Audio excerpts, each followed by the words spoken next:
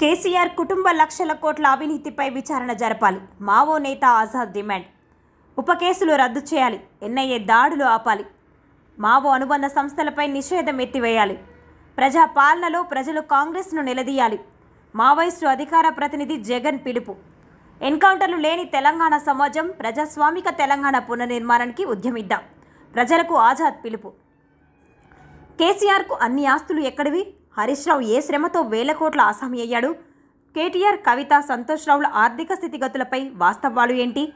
కాళేశ్వరం ద్వారా మెగా కృష్ణారెడ్డి మీదుగా కేసీఆర్ కుటుంబం పొందిన పర్సంటేజీల వివరాలేంటి?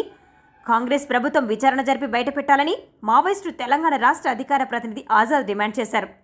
మీడియాకు లేఖ విడుదల చేసిన మావో నేత ప్రజలు కాంగ్రెస్ను నిలదీయాలని కోరారు. ప్రజా కంటకుడు నయూం మూట ఎన్కౌంటర్ అనంతరం జప్తు అయిన 4-5 వేల కోట్ల నగదు ఎవరికి చేరిందో బయటపెట్టాలని డిమాండ్ చేశారు. సెక్రటేరియట్, కలెక్టరేట్లు, స్మృతి చిహ్నం, అంబేద్కర్ విగ్రహం, వరంగల్ హాస్పిటల్ ద్వారా చేతులు మారి కేసీఆర్ కుటుంబానికి చేరిన మొత్తం ఎన్ని లక్షల కోట్లు అని మావో నేత ప్రశ్నించారు.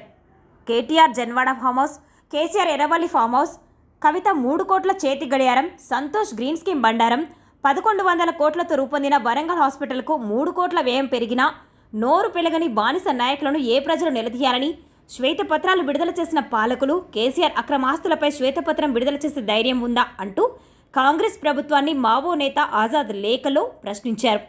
సీఎం రేవంత్ రెడ్డి ప్రజాస్వామ్యాన్ని అమలు చేస్తామని పలుసార్లు ప్రకటించారని, ఆచరణలో చూపాలని పేర్కొన్నారు.